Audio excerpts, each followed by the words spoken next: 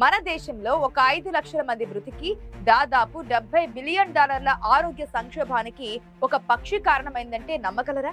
నమ్మలేరు కదా. అదెలాగో ఇప్పుడు చూద్దాం. సాధారణంగా భూమిపై ఆయువు తీరిన జంతువులు చనిపోవడం జరుగుతోంది. మనుషులైతే తోటి మనుషుల ముందుకు వచ్చి దహన సంస్కారాలు పూర్తి చేస్తారు. అదే ఎవరికీ చెందిన జంతువులు రోడ్లపై ఇతర చోట్లలో చనిపోతే వాటిని తొలగించేదెవరు? ఇంకెవరు? దానిని సృష్టించిన ప్రకృతి ఇందుకు ప్రత్యేక ఏర్పాట్లు చేసింది. ఇలాంటి అనామక కళేబరాల తొలగింపు కోసం కొన్ని ప్రత్యేకమైన జంతువులను, మరికొన్ని ప్రత్యేకమైన పక్షులను ఇందుకోసం నియమించింది. వాటి గురించి ఇప్పుడు మనం చెప్పుకుంటున్నాం. ఈ రకమైన జీవులను స్కావెంజర్ యానిమల్స్ అంటారు. ఈ జంతు కళేబరాలను ఇష్టంగా పీక్కు తింటాయి. నిమిషాలలో వాటిని అక్కడ ఆనవాలు లేకుండా చేయడం వాటి స్పెషాలిటీ. అదేంటో మిగతా యానిమల్స్ వాటి వంక చూడకపోయినా ఇవి మాత్రం అదేదో తమకు సంబంధించిన పనిలా నిష్ఠగా పూర్తి చేస్తాయి. అలా చేయడం ద్వారా పరిసరాలలో పరోక్షంగా బ్యాక్టీరియా, వైరస్ల వ్యాప్తిని నిరోధించడం జరుగుతోంది. మరి అంతటి ప్రాముఖ్యత కలిగిన జీవులు అంతరించకపోతే ఏమవుతోంది? పరిసరాలు ప్రమాదకరంగా మారతాయి. ఆ జీవులు ప్రస్తుతం వేగంగా కనుమరుగవుతున్నాయి.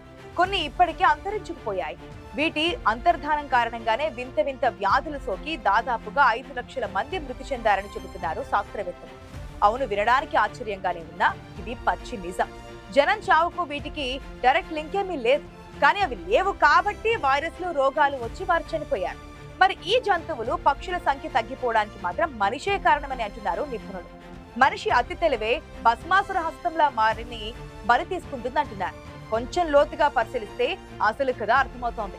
1990ల ప్రాంతంలో రాబందుల సంఖ్య ఘోరంగా పడిపోయింది.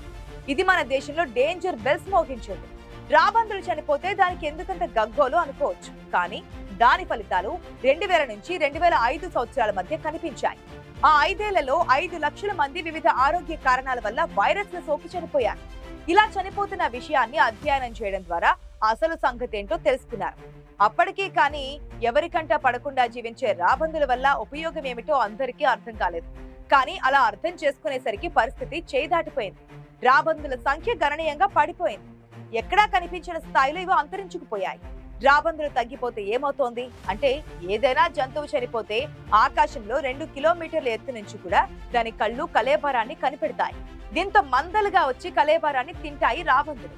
ఒకవేళ ఇవి తినకపోతే ఆ జంతువుల డెడ్ బాడీ నుంచి వైరస్లతో పాటు బ్యాక్టీరియా కూడా వృద్ధి చెందుతోంది.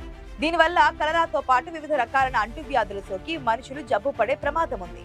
కంటికి కనిపించిన వైరస్ మానవాళికి ఎంతటి ముప్పు కలిగిస్తుందో కరోనా మహమ్మారిని చూసినా మనకి వేరే చెప్పనక్కర్లేదు కదా. అంటే జంతువుల కళేబరాలను తింటూ, ప్రకృతిని బ్యాలెన్స్ చేస్తూ, మానవాళి ఆరోగ్యాన్ని కాపాడుతూ, ఇంకా చెప్పాలంటే చక్కటి పారిశుధ్యపు పనులు చేస్తూ సమాజానికి కనిపించిన సేవ చేస్తున్నాయి ఈ మూగ జీవాలు. కానీ అలాంటి రాబందులను పరోక్షంగా మనమే పొట్టన పెట్టుకుంటున్నాం.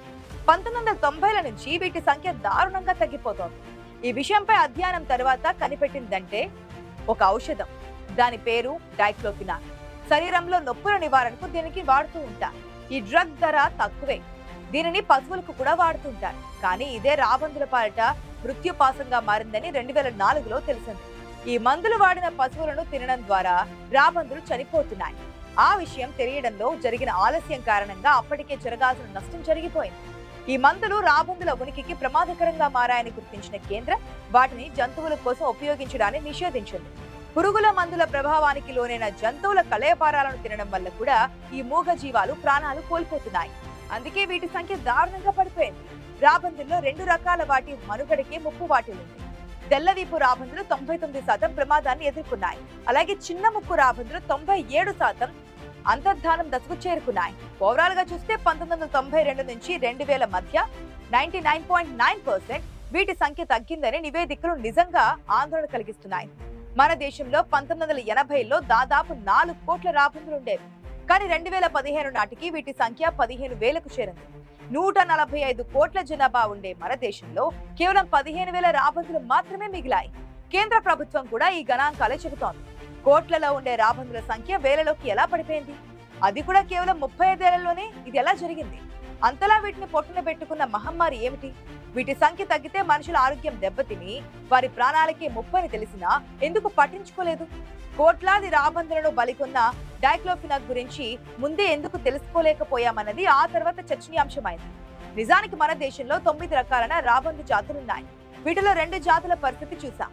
ఇక సన్న ముక్కు రాబందు, పొడవు ముక్కు రాబందు, ఎర్రతల రాబందు జాతుల సంఖ్య బాగా తగ్గిపోయింది. సినేరియన్, హిమాలయన్ జాతుల రాబందులకు మనుగడ కోసం ఇబ్బందులు తప్పడం లేదు. కనుమరుగవుతున్న వీటి జాతి సంరక్షణ కోసం కేంద్రం కొన్ని చోట్ల ప్రత్యేక కేంద్రాలను నెలకొల్పారు. అక్కడ వీటి సంఖ్యను పెంచడానికి చర్యలు తీసుకుంటున్నారు. వాతావరణ మార్పులు, ప్రకృతి బీభత్సాలు ఈ పక్షుల సంఖ్యను దారుణంగా తగ్గిస్తున్నాయి. పైగా ఏడాదికి ఒక గుడ్డు మాత్రమే పెట్టే రాబందులకు ప్రత్యుత్పత్తి సామర్థ్యం మిగతా పక్షులతో పోల్చుకుంటే చాలా తక్కువ. ఇవి పరిపక్వత చెందాలంటే చాలా సమయం పడుతోంది. అందుకే తమ సంతానాన్ని వేగంగా పెంచుకోలేకపోతున్నాయి. ఇక వీటి సంఖ్యను పెంచాలంటే దాదాపు దశాబ్ద కాలం పడుతుందన్న విషయం కూడా ఆందోళన కలిగించే అంశమని అంటున్నారు నిపుణులు. వీటి సంఖ్య పెరగడానికి 10 ఏళ్లు పడితే అప్పటి వరకు మానవాళి పరిస్థితి ఏంటి? వారి ఆరోగ్య రక్షణకు ప్రత్యామ్నాయం ఉంటుందా అన్న ప్రశ్నలకు సమాధానం లేదు. రాబందులు లేకుండా పోతే వచ్చే మానవాళి సమాజానికి వచ్చే ప్రమాదం గురించి లెక్కలు తీస్తే కళ్ళు బైర్లు కమ్మే మరిన్ని నిజాలు వెలుగు చూస్తాయి. మనుషుల ప్రాణాలను ప్రమాదం మాత్రమే కాదు, వారి ఆరోగ్యంపై పెను ప్రభావం చూపించడం జరిగింది.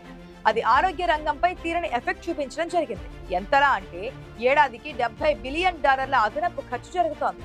దీనివల్ల ఆరోగ్య సంక్షోభం తప్పదన్న హెచ్చరికలు ఉన్నాయి. ఈ అధ్యయనాన్ని నిర్వహించింది కూడా మామూలు వ్యక్తులు కాదు. యూనివర్సిటీ ఆఫ్ వార్విక్ ఈ సర్వే జరిపింది. దేశంలోని దాదాపు 600 జిల్లాల్లో హెల్త్ రికార్డ్స్ పరీక్షించాయి. ఎక్కడైతే మరణాలు ఎక్కువగా ఉన్నాయో ఆయా ప్రాంతాల్లో water quality, health care access ను కూడా పరిశీలించారు. అయితే ఎక్కడ రాబందుల సంఖ్య తగ్గిందో అక్కడ డెత్ రేట్ పెరిగిందని వీరి అధ్యయనంలో తేలింది. అది కూడా అర్బన్ ప్రాంతాల్లో మరణాలు ఎక్కువగా నమోదయ్యాయి.